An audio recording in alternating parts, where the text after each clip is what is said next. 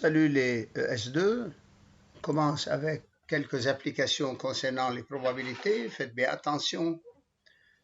Dans le numéro 1, dans votre livre à la page 236, on me donne un certain univers oméga formé par les éventualités de 3 et 4. Et ils ont défini P de 1, la probabilité de 1, de 2, de 3 et de 4. Ils demandent est-ce que cette proposition donnée qu'on a appelée P1 est-elle une loi de probabilité? Alors, dans cette situation-là, on va reconnaître vraiment si c'est une loi de probabilité. Pour cela, on fait additionner la somme des probabilités de toutes les éventualités qui sont 1, 2, 3 et 4. Alors, j'ajoute un demi plus un tiers plus un quart plus un cinquième, j'obtiens comme somme 77 sur 60 qui est plus grand que 1. Donc, qui est différent de 1 enfin. Donc, ce n'est pas une loi de probabilité. Maintenant, dans la deuxième proposition P2, on nous donne pour le même univers un demi, un huitième, un quart et un huitième comme probabilité de chaque éventualité. Vérifions aussi s'il s'agit d'une loi de probabilité. Alors, je prends maintenant un demi plus un huitième plus un quart plus un huitième et je vois que c'est 8 sur 8 qui est égal à 1. Donc oui, c'est une loi de probabilité et on pourrait là-dessus demander des questions diverses. Par exemple, ils ont donné l'événement A, 2, 3. Quelle est la probabilité de A? Elle est P2 seulement. P2 de A, on voit que A c'est 2 ou 3. Alors c'est P de 2 plus P2 de 3, puisque c'est une réunion. Alors c'est 1 huitième plus 1 quart. Donc c'est 3 sur 8, c'est un calcul simple. Dans la partie 2, maintenant l'exercice 2, je vois que il y a une autre donnée. Faites attention là-dessus. Un univers oméga formé par les éventualités 1, 2, 3. Sur cet univers, on définit la probabilité petit p telle que P de 1 égale 1 septième, P de 2 1 tiers. Ils n'ont pas donné 3, mais c'est une loi de probabilité, c'est-à-dire la somme des probabilités est égale à 1. Alors, on demande de calculer P de 3. Alors, on a P de oméga égale P de 1 plus P de 2 plus P de 3, etc. Donc, c'est 1. Or, c'est 1 septième plus 1 tiers plus P de 3.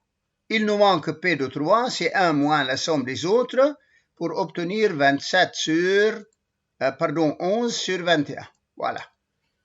Calculons P de 1, 2, la réunion, puis P de 2, 3. Ça revient au même. P de 1, 2, c'est P de 1 plus P de 2.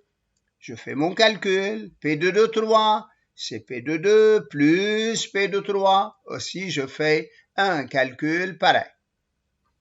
Maintenant, on passe au numéro 3, dans lequel on a représenté la donnée par un tableau, dans lequel on nous indique que pour chacune des propositions de ces questions, voilà les questions 1, 2, 3, 4 et 5, il y a une seule, peut-être plus qu'une seule réponse. Alors, on va choisir la ou bien les bonnes réponses s'il y en a.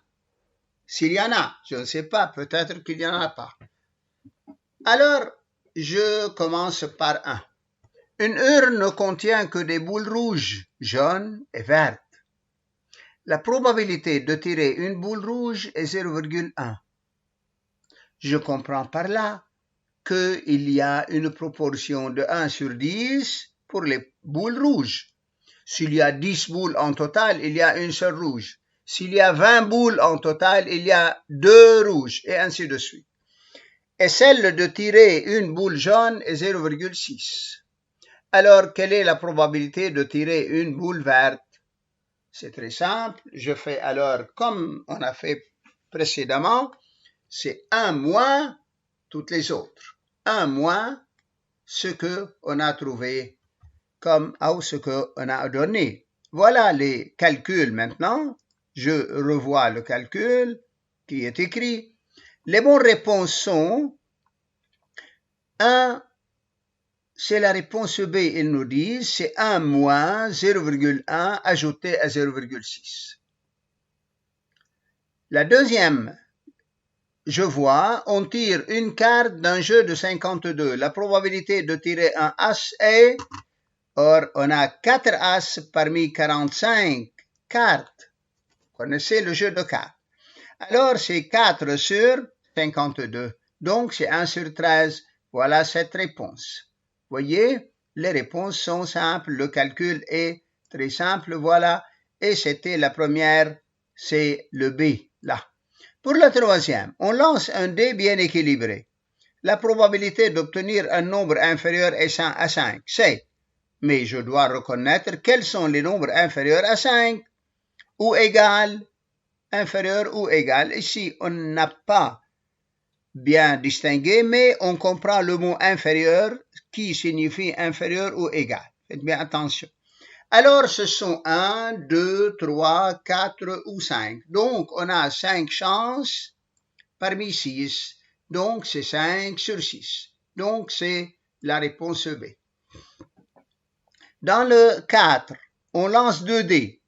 La probabilité que la somme des numéros inscrits sur les faces supérieures soit 1 est égale à. Alors, si je jette 2 dés et je fais la somme des faces que je vois, les faces supérieures, il me dit la somme est 1. Mais est-ce qu'avec 2 dés, je peux obtenir une somme égale à 1? Mais la plus petite valeur sur chaque dé, c'est 1. Alors, la probabilité ici, c'est 0 parce que c'est quelque chose d'impossible. Alors, la somme la plus petite est égale à 2, 1 plus 1. Et elle provient des faces 1, 1. Voilà. La partie 5, dans un 5, il y a 3 lettres, A, B et C. On sait que les probabilités de tirer une lettre A ou une lettre B ou une lettre C sont égales. Ici, on l'appelle équiprobable. Alors, la probabilité de tirer A, C, et on fait le calcul, puisqu'ils sont équiprobables, puisque toutes ont la même probabilité, alors le total c'est 1, je le divise par 3 qui sont A ou B ou C, et j'obtiens ainsi un tiers. Voilà. Exercice 4. De la même façon, on va passer à faire le numéro 4. Ils sont simples, ces exercices. On a A et B, deux événements, avec P de A 0,3 et P de B 0,6, ce qui est donné. Alors, quel est P de A bar? Le complémentaire, n'oubliez pas cela. Alors, je dis P de A bar, c'est 1 moins P de A, 1 moins 0,3, 0,7. Ça, c'est reconnu. P de B bar, c'est 1 moins P de B de la même façon, égal à 0,4. Si A et B sont incompatibles, c'est-à-dire A inter B est égal à l'ensemble vide. Alors, A inter B, c'est l'ensemble vide. Donc, P de A inter B, qui est l'ensemble vide, est égal à 0. Donc, P de A union B, que l'on connaît, c'est P de A plus P de B moins P de A inter B, qui est ici 0. Alors, il me reste seulement P de A plus P de B, qui est 0,9. Bien, maintenant, si P de A inter B est égal à 0,15, j'applique la règle générale, toujours. P de A union B, c'est P de A plus P de B moins P de A inter B. Alors, je fais mes calculs pour obtenir 0,75. Voilà tout pour le numéro 4. Ce sont les exercices, comme si vous voulez une introduction pour les exercices, pour les problèmes aussi. Le numéro 5. On a A et B deux événements, avec P de A union B 0,7, P de A 0,25 et P de B 0,45. Quel est P de A inter B? Eh bien, j'applique la règle. C'est P de A union B qui est la somme P de A plus P de B moins celle de leur intersection. Et je fais mon calcul qui est très simple. Alors, je déduis que P de A inter B est égal à 0, 0, 0. Donc, on déduit que A et B sont incompatibles si jamais ils ne demandent que déduire. Maintenant, A et B sont deux événements avec P de A 0,4, P de B 0,7. Quel est P de A union B?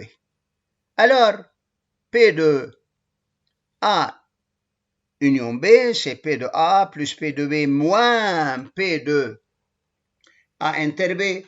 Alors, c'est 0,4 plus 0,7 moins la probabilité de l'intersection, c'est 1,1 moins P de A inter B. Donc, puisque c'est 1,1, il est différent de 1. Au plus, il doit être égal à 1. Parce qu'il est plus grand que 1, je déduis que P de A inter B n'est pas égal à 0. Il n'est pas égal à 0. Sinon, celui-là, la somme serait 1,1, ce qui est faux.